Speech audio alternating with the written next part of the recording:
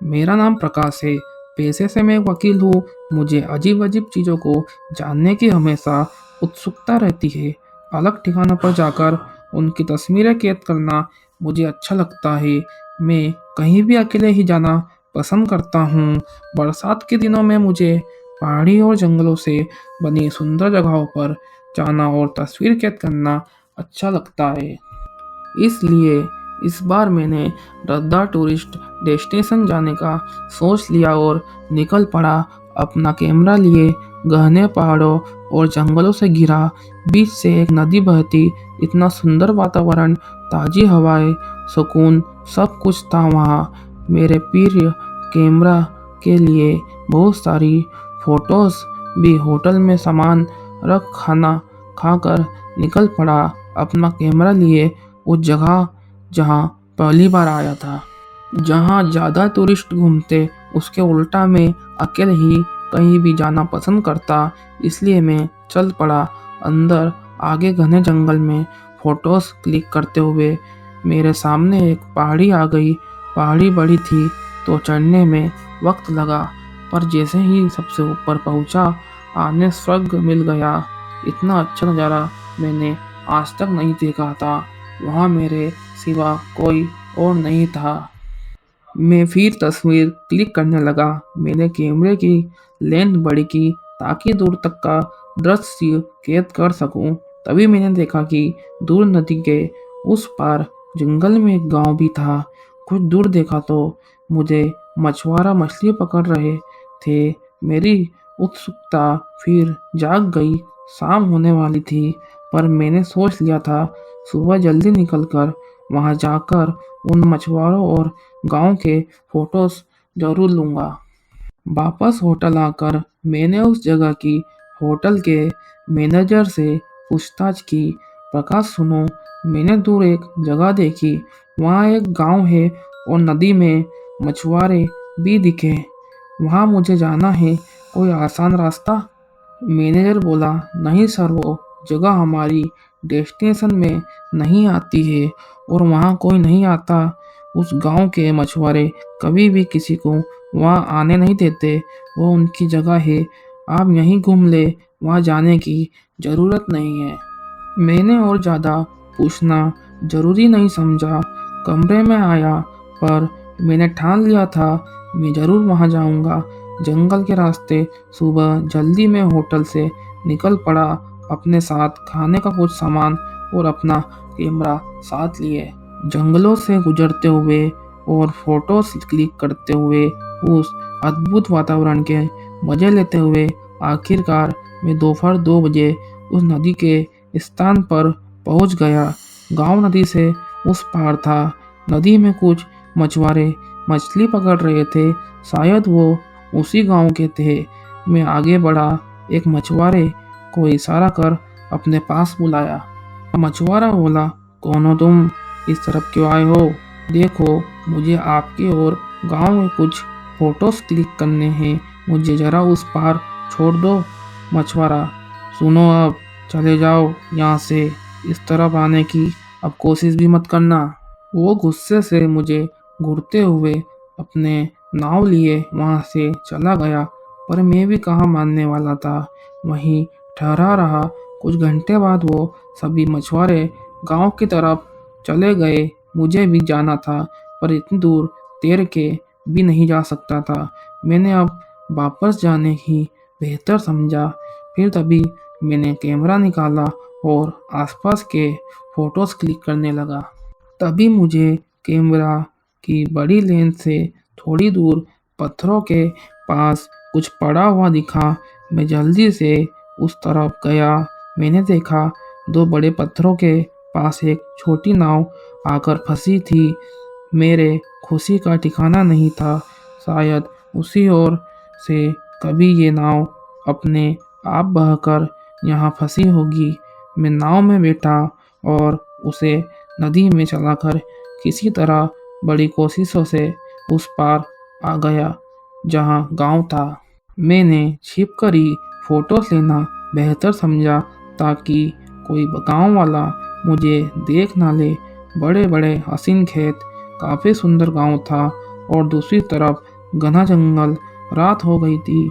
मैं अभी भी सबसे छिपा बैठा था। मैंने अपने साथ लाया खाना खाया। फिर मुझे गांव से बड़े-बड़े ढोल पीटने की आवाज़ें आने लगी। मैंने देखा गांव के सभी लोगों ने काले कपड़े पहने हैं। सभी इकट्ठा हुए हैं। 4 बकरियों को एक साथ बांधकर उनकी पूजा कर रहे थे। फिर उन बकरियों को आगे कर पीछे से ढोल बजाते हुए सभी गांव वाले उस जंगल की तरफ आगे बढ़ने लगे। मुझे ये सब देखकर बड़ा ही अजीब लगा। मैंने कैमरा लिया और चुपके से फोटोज क्लिक करते हुए उनके पीछे जाने लगा। काफ़ी देर तक जंगल के अंदर सभी चलते जा रहे थे। तभी वो सभी रुक गए। फिर मैंने जो देखा, मैं पूरा हिल गया। उसी जंगल में आगे एक वो जंगल था जो पूरा काला था। उसके पेड़ पत्तियां सभी काले, बड़ा ही भयानक था। फिर वो सभी एक साथ चिल्लाए, अंधेरी हमारी भेंट स्वीकार करो। उन्होंने उन चारों बकरियों को उस काले जंगल में आगे छोड़ दिया।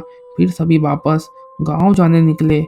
अब मेरे मन में दुविधा थी कि मैं वापस गांव की तरफ जाऊं या उन बकरियों के पीछे उस काले जंगल में।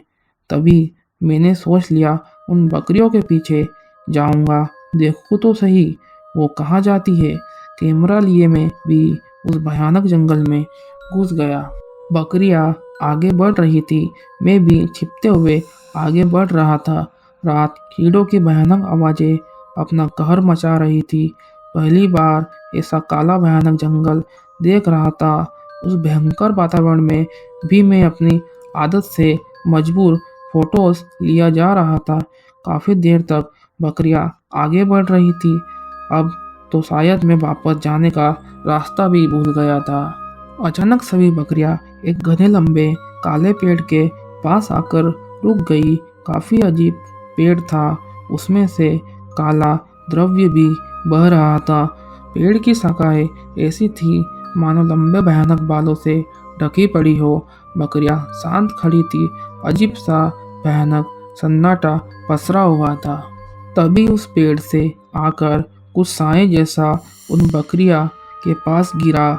ये देख मैं दहल गया।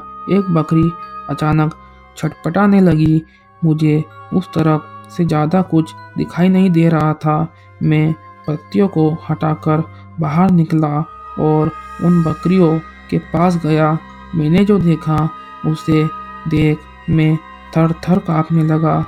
मेरा दिल जोरों से धड़कने लगा, मानो अभी मेरी छाती चीर कर बाहर आ जाएगी।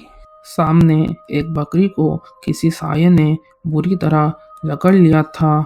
वो साया उस बकरी की गर्दन से खून चूस रहा था। तभी उस साये ने बकरी के अंदर गड़ाए अपने भयंकर नुकीले दांत बाहर निकाले। अब वो मेरी तरफ देखने लगी। उसके भयानक दांतों में खून साफ नजर आ रहा था। उसकी काली बड़ी-बड़ी आंखें, लंबे भयानक बाल, मुंह खून से लथपथ, काला शरीर, बड़े नुकीले नाखून। बड़ी ही भयानक चुड़ैल जैसी थी। मैं तो जैसे उसे देखकर सुन्न पड़ गया था। आज मैंने किसी शैतानी ताकत को देख लिया था। वह उठ खड़ी हुई और गुस्से से भयानक आवाजें निकालती हुई मेरी तरफ बढ़ने लगी। तभी मैंने खुद को संभाल और तेजी से उस काले जंगल में भागने लगा। वो भी मेरे पीछे पड़ गई थी। शिकारी बिल्ली की तरह वो मेरे पीछे भाग रही थी। मैं चूहा बन छिपते हुए उससे बचने की कोशिश कर रहा था। एक बड़े पेड़ के पीछे छिप बैठा। वह गुस्से से मुझे खोज रही थी, मानो मेरे मिलने पर मुझे कच्चा ही खा ले। मैं डर से कांप रहा था। तभी वह चुड़ैल दूसरी तरफ मुझे खोजने लगी। मौका पाता ही मैं उसकी विपरीत ओर भागा। भागते-भागते थक गया तो नीचे थोड़ी देर फिर छिपकर एक पेड़ के पास बैठ गया। तभी कुछ खून की बूंदें उस पेड़ से आकर मुझ पे गिरने लगी। मैंने ऊपर देखा, मेरे रोंगटे खड़े हो गए। पेड़ के ऊपर अजीब तरह के शैतान उल्टे लटके हुए थे। उनके भयंकर शरीर से खून निकलकर नीचे गिर रहा था। जली हुई भयानक चमड़ी और लाल चमकती डरावनी आंखें मुझे ही देख रही थी। अचानक सभी शैतान पेड़ से रेंगते हुए मेरे पास आने लगे। मैं फिर पूरी तेजी से वहां से भाग खड़ा हुआ। डर का पागलपन और ये सब भयानक शैतानों को देखकर मेरी रूह कांप उठी थी। उस काले जंगल में आकर मैंने बहुत बड़ी गलती की थी। मैं उससे कैसे बाहर निकलने का रास्ता खोजने लगा। किसी तरह अपनी जान बचाकर इस भयानक जंगल से निकल जाऊं। मैं डर से कांपते हुए आगे बढ़ रहा था। तभी अचानक कुछ दूर मुझे आग जलती हुई दिखाई दी। मैं उसके पास गया। मैंने देखा उस आग के चारों तरफ लाल साड़ी और घूंघट पहने कुछ महिलाएं चक्कर लगा रही है। मेरे जान में जान आई। मैं आगे बढ़ा और बोला, सुनिए, क्या आप मेरी मदद करेंगे? ये सुनते ही वो सभी महिलाएं रुक गई। एक साथ सभी का घूंघट उठने लगा। फिर मैंने जो देखा, मेरा पूरा शरीर डर के मारे कांपने लगा। उन सभी महिलाओं के सिर थे ही नहीं और कटे हुए भाग से खून बह रहा था। वो सभी मेरी ओर बढ़ने लगी। मैं फिर भागने लगा। अपने जिंदगी की सारी दौड़ मैंने आज ही कर ली थी। मैं फिर उस भयानक जंगल में इधर उधर भागने लगा। शायद आज मैं मरने वाला था। तभी फिर मुझे अपने सामने वही बकरी का खून चूसने वाली चुड़ैल गुस्से से घूरती हुई नजर आई। मैं फिर भागा, पर वो चुड़ैल भी अब पीछे ही थी। भागते भागते मैं गिर पड़ा। वह चुड़ैल उड़ती हुई मेरे पास आने लगी। मेरा मरना अब तय था। वो भयंकर चुड़ैल मेरे पास आई। उसका भयानक हाथ लगते ही मैं डर से कांपते हुए बेहोश हो गया। अगली सुबह मैं चारपाई पर लेटा था। मेरी आंख खुलते ही मेरे सामने गांव के कुछ लोग खड़े थे। उन्होंने मुझे पानी दिया। अब मुझे अच्छा महसूस हो रहा था। मैंने सारी घटना उन्हें बता दी।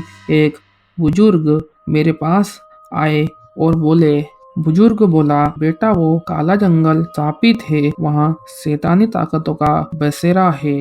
मैंने बोला, उस चुड़ैल ने मुझे क्यों नहीं मारा?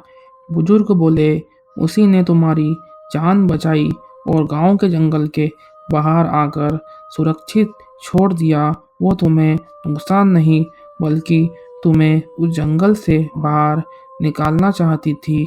बेटे, जैसे इंसानों का अपना बसेरा होता है, वैसा शैतानी शक्तियों का भी अपना एक बसेरा होता है।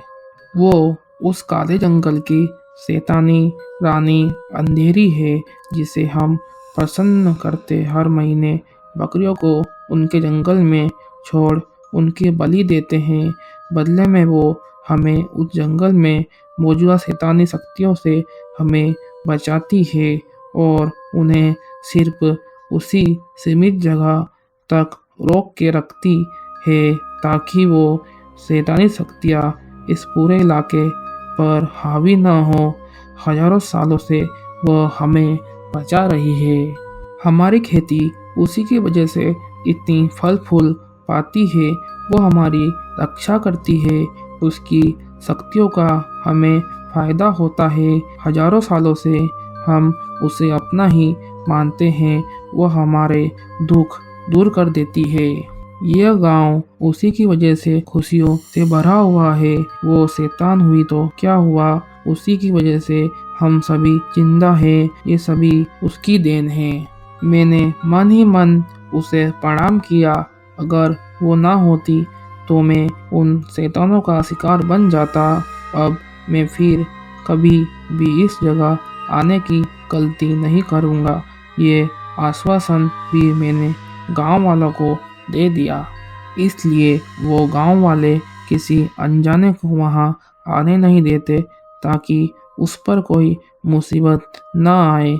उस दिन के बाद मैंने ठान लिया कि किसी भी अजीब चीज़ों को जानने के लिए इतनी भी गहराई में मत जाओ कि वो हमारी जान पर बनाए। तो दोस्तों आज की वीडियो में बस इतना ही। जल्दी मिलेंगे अगली स्टोरी में।